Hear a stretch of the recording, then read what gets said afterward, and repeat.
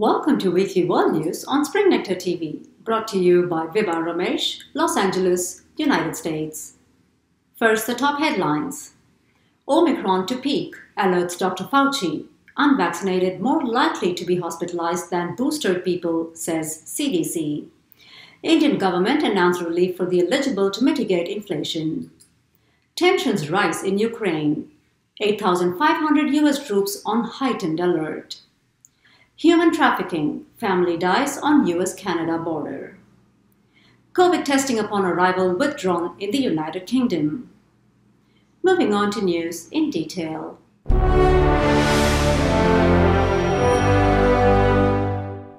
United States Chief Medical Advisor Dr. Anthony Fauci remarked on Sunday of the impending spike led by the Omicron variant and to expect a peak in infections in the coming weeks. To this effect, he said to ABC, "I think we're as confident as you can be. You never want to be overconfident when you're dealing with this virus because it has certainly surprised us in the past. But if you look at the patterns that we have seen in South Africa, in the UK and in Israel and in the US Northeast and New England and upper Midwest states, they have peaked and started to come down rather sharply." He also expressed concern over the expected spike in hospitalizations, primarily in those areas of the country where the number of unvaccinated is high. On a similar note, the CDC released new data early this week that show that unvaccinated seniors are more likely to be hospitalized in comparison to those that have been boosted. According to them, the probability of requiring hospitalization for unvaccinated seniors is 49 times that of the vaccinated population in the same age group.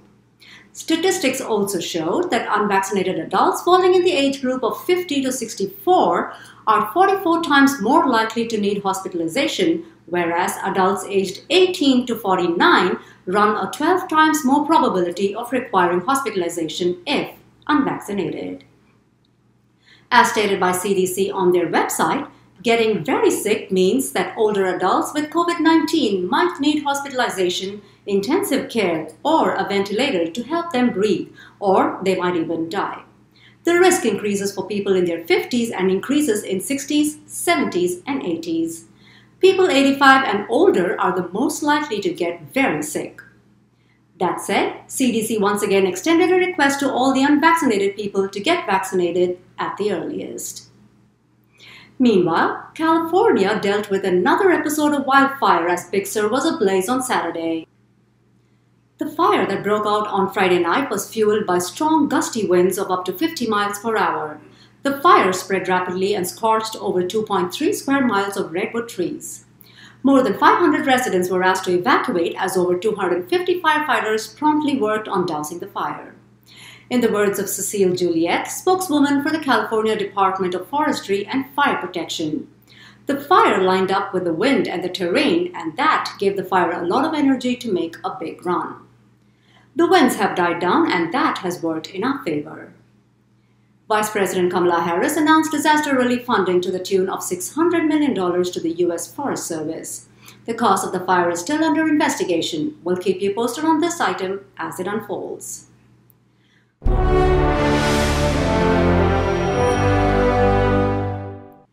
Over to India, the impact of the pandemic on the nation has been rather harsh, with higher unemployment and greater input cost. Subsequently, the government has plans to provide relief to eligible individuals to help mitigate inflation.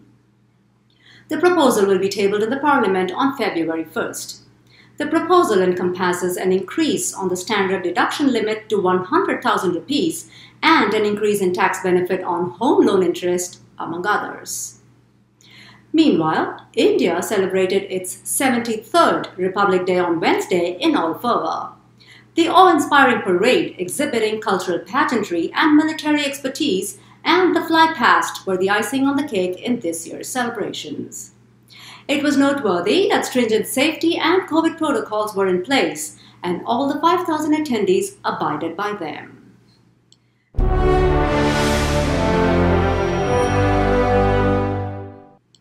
Moving on, the situation in Ukraine gets rather tense as Russia initiated naval exercises in the Black Sea as well as continued to assemble its forces along the border. In a bid to prevent a war in Europe, the United States had offered to bridge the gap by holding a summit between Biden and Putin. According to Antony Blinken, U.S. Secretary of State, the country was open to responding to Russian demands and insisted on negotiating. Here's what Blinken remarked.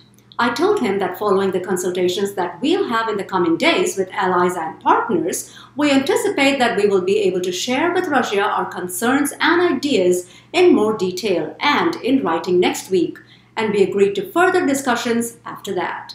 If it proves useful and productive for the two presidents to meet, to talk, to engage, to try to carry things forward, I think we are fully prepared to do that.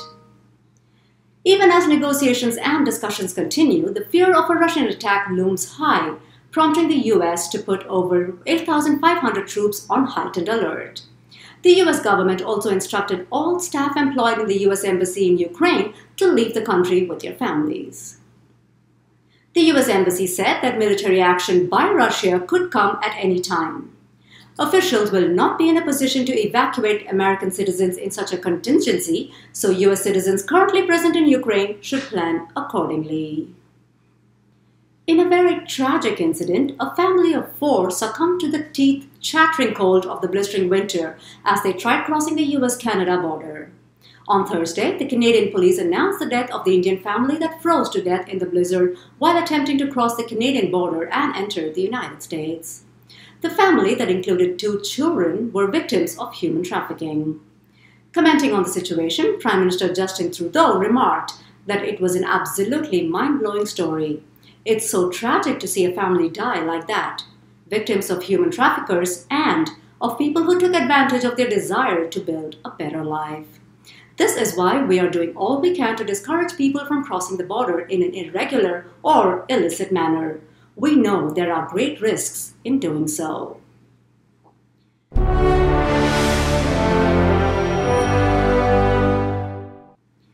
And here's a quick global roundup of actions and activities related to the pandemic as it stands today.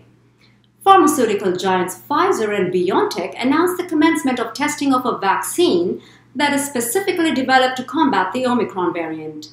To that end, clinical trials on people aged 18 to 55 will begin as soon as volunteer enrollment is over. News from the UK has it that the country recorded 439 deaths within a span of just 28 days of a COVID-positive test. This goes to be the highest tally since February 2021. And the number of infections continues to be on the rise, with 94,326 one-day infections recorded on Tuesday alone. That being the case, Health Secretary Sajid Javid announced that nearly 77,000 NHS are still unvaccinated.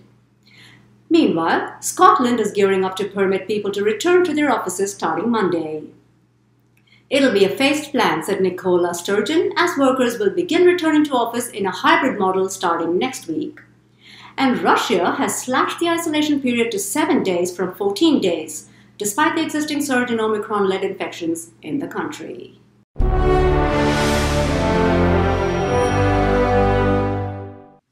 Over to the UK, the government announced that starting February 11, travellers arriving into the country would not be required to test for COVID-19.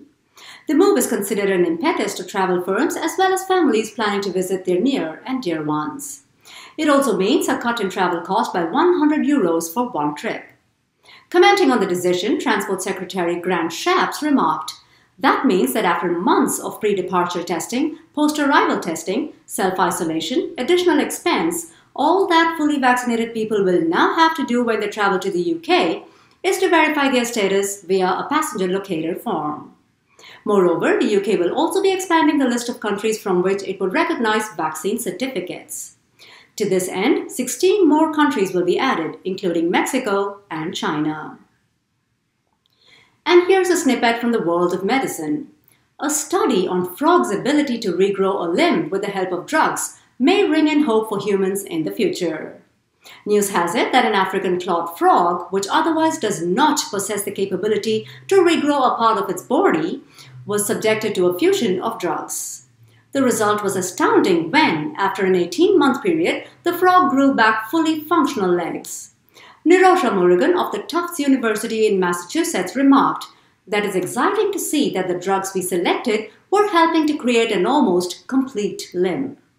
The fact that it required only a brief exposure to the drugs to set in motion a months-long regeneration process suggests that frogs and perhaps other animals may have dormant regenerative capabilities that can be triggered into action. This milestone could be the future for regeneration of human tissues and organs. With that, we come to this week's Did You Know?